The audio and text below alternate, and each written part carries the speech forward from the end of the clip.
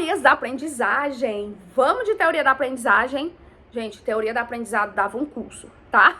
Mas vou aqui tentar explanar aqui rapidinho cada um, tá? Então, vamos começar explicando que as teorias da aprendizagem, ela oferecem diferentes perspectivas, diferentes teorias, diferentes teóricos sobre como as pessoas adquirem um processo do conhecimento, das habilidades, das atitudes.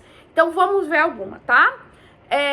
Behaviorismo, o behaviorismo, ele na tradução, não é que seja uma tradução, mas nos aspectos, ele é da área comportamental, tá? Quem são os principais teóricos?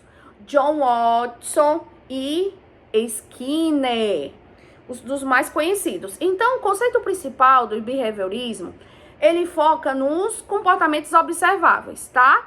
Então, você condiciona a pessoa, o que quer dizer?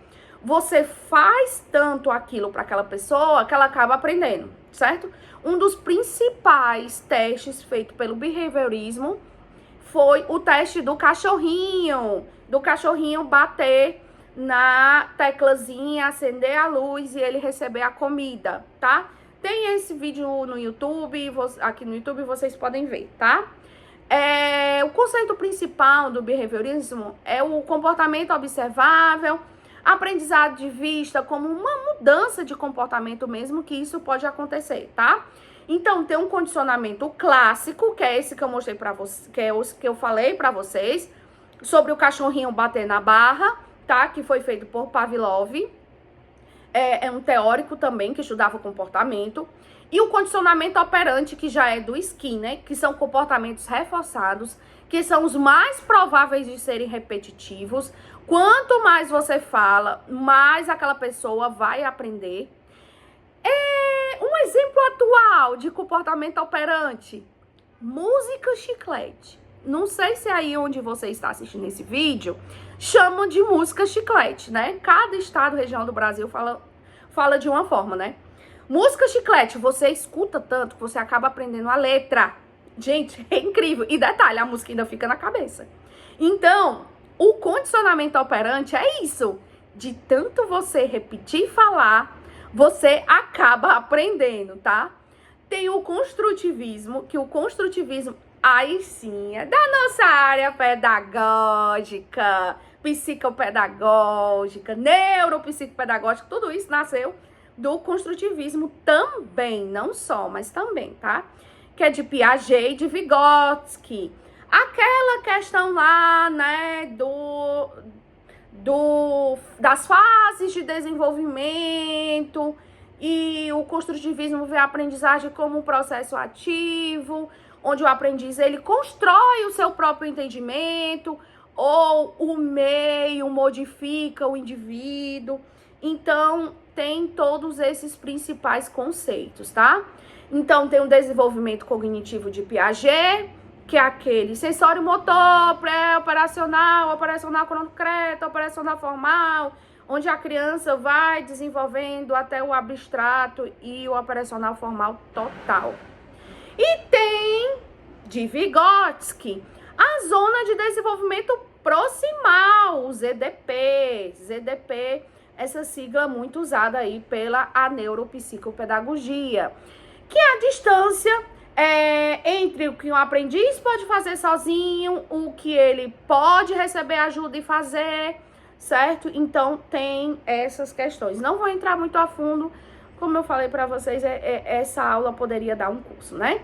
Aprendizagem social, que também vem muito da pedagogia, que é de Albert Bandura. Bandura aí é autor de vários livros, ele é mais contemporâneo, mais atual, e o conceito dele de aprendizagem social, ele fala da importância da observação, que a criança aprende muito por imitação no processo de aprendizagem, que por exemplo, ele dá muito exemplo da menina que calça o salto alto da mãe, tenta vestir o vestido da mãe, mesmo sendo grande ali, vai pra frente do espelho do jeito que a sua mãe faz. Então, comportamento de imitação, ele é muito reforçado.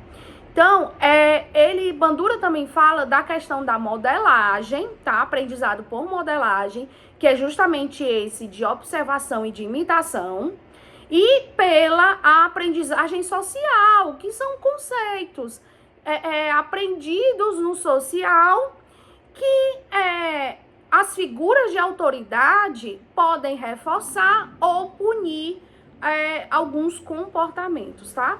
Também tem o nosso construtivismo, que o construtivismo, Piaget ali também ajudou, né, nessas pesquisas, certo? Brunet, Neisser, então tem outros teóricos também que juntos formaram essa teoria do construtivismo, que o construtivismo, ele foca como o cérebro processa cada aprendizado, armazena e recupera informações, tá?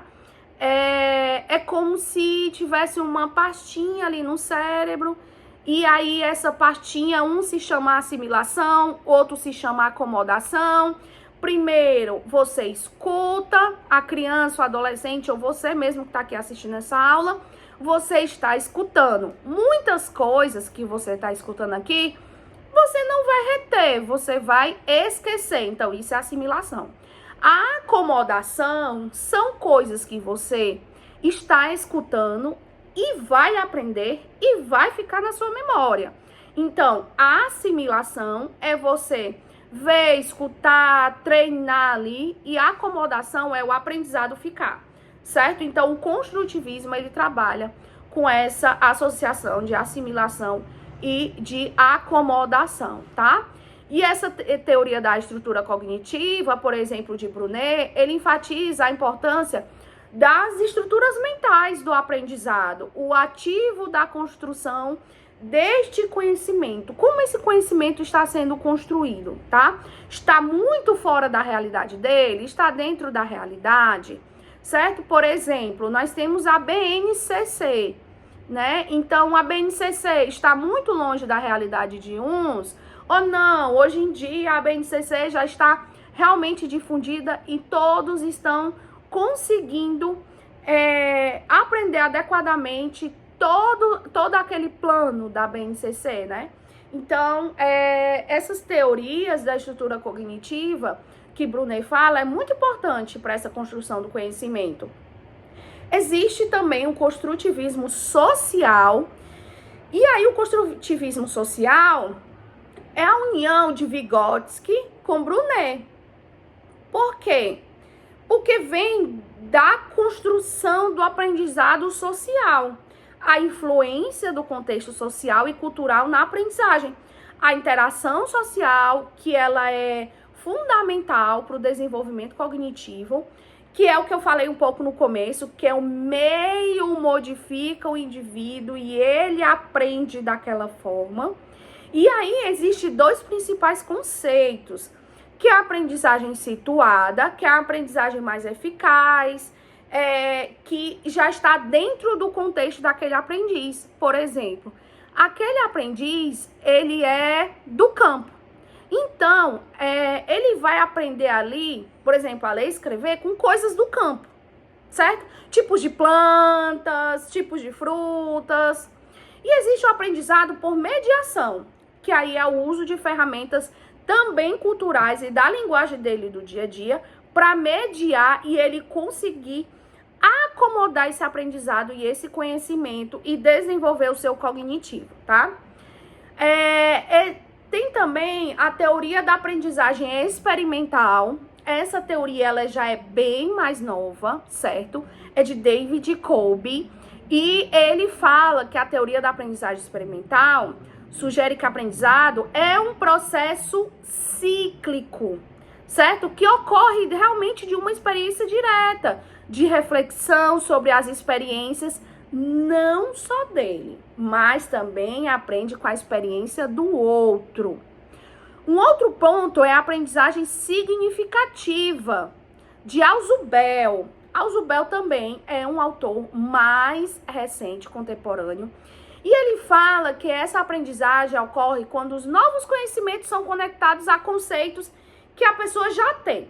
certo? Da sua história de vida, o que já está armazenado ali na memória, tornando esse novo conhecimento útil, tá? Por exemplo, um aluno que seja criança ou adolescente já sabe, por exemplo, algo de marcenaria, porque o pai dele é marceneiro.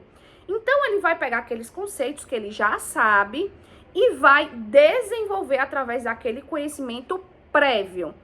Então, introduzir esses conhecimentos prévios, essas ideias antes da nova informação, facilita muito o conhecimento pré-existente, tá? A teoria do aprendizado sociocognitivo. Esse sociocognitivo é do Bandura e já é uma evolução da outra teoria que ele já vinha pesquisando, que é o foco na interação do indivíduo com o ambiente social. Então, você pode perceber que a maioria dos teóricos, eles entendem que o social, ele modifica o meio e faz com que esse aluno tenha interesse ou não em aprender, em estudar, em estar naquele ambiente escolar. Então, o principal conceito desse sociocognitivo de Bandura é a crença que as próprias habilidades que ele já tem influencia sim no processo de aprendizagem e mais, influencia na motivação de cada vez mais estar aprendendo. Por isso que é tão importante na infância o lúdico, as brincadeiras, os jogos.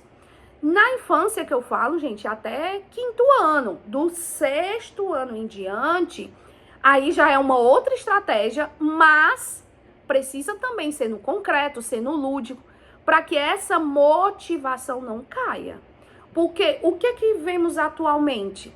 Que crianças ali até os 10, 11 anos, 12, que tá ali até o 5º ano, tem crianças um pouco com mais idade no 5º ano, 11, 12 anos, elas têm uma grande motivação, porque os professores podem ser professores que estão sempre ali, os mesmos professores. Quando chega 6º, 7º ano e vai ampliando, é um professor para cada componente, né? Um professor para cada disciplina. Então, fica mais difícil essa interação, esse cuidado, esse de estar mais junto. Então, a criança, esse adolescente, pré-adolescente, que está em pleno desenvolvimento ali dos seus hormônios, gostar e ter motivação de ir para a escola. A motivação é o quê? Tá conversando em sala de aula, brincando na hora do intervalo, estar junto com seus amigos. Então, essa crença das próprias habilidades influencia muito na questão da motivação dos estudos, tá? Existem vários outros, tá? Vários outros teóricos. O que eu gosto muito e o que eu acompanho, todas as pesquisas e a abordagem que eu utilizo é da TCC, que é a cognitivo-comportamental. TCC, terapia cognitivo-comportamental. Então, eu uso do autor Beck, e ele vai atuar diretamente no cognitivo e no comportamento, tá? Ele entende que existe a inter-relação entre pensamento, emoção e comportamento. Então, ele argumenta, esse autor, que é o Aaron Beck, ele argumenta que alterar pensamentos disfuncionais, que são aqueles pensamentos que podem ser negativos, pode levar a mudança na emoção, no comportamento e aí assim elaborar um esquema cognitivo onde essa criança vai ter, criança, adolescente ou adulto, vai ter essa motivação, vai ter essa alegria de estudar, de cada vez mais adquirir mais conhecimentos. Então, essa teoria do triângulo cognitivo, que é pensamento, emoção e comportamento, esses três eles são reguláveis. Eles podem ser condicionados, podem ser motivados, e aí essa criança, esse adolescente ou adulto, conseguir estar em pleno aprendizado do que ele gosta e do que ele não gosta, do que ele está interessado para o que ele não está interessado. Então, essa é a teoria essa é a abordagem, tá? Que eu utilizo na clínica. A abordagem que eu utilizo também na institucional, na escola. Então, essa abordagem do triângulo cognitivo, eu acho que, assim, é a abordagem mais completa, mas você pode estar pesquisando todas as outras abordagens, todos os outros teóricos que eu coloquei na nossa apostila, tá? Então, vocês podem estar olhando lá e pode também estar pesquisando mais, querendo ter mais sede de conhecimento, até mesmo para você dizer, não, essa teoria condiz muito com o que eu acredito, condiz muito com o que eu já aplico, eu vou me aprofundar mais e aplicar testes, aplicar estratégias, aplicar esquemas através desta teoria que vai me embasar no meu atendimento clínico ou institucional. Então, é muito importante você também ter esse segmento em uma teoria, tá? Ou, como eu tenho colegas que alinham um pouquinho de cada teoria e faz o seu esquema cognitivo de atendimento, que também não tem problema nenhum, tá? Então, você pode fazer da forma que você achar melhor, ou o seu aluno, o aprendente, o seu filho, busca de você, tá certo? Então, é isso que eu queria falar para vocês nessa aula. Então, até mais, até a próxima aula. Tchau!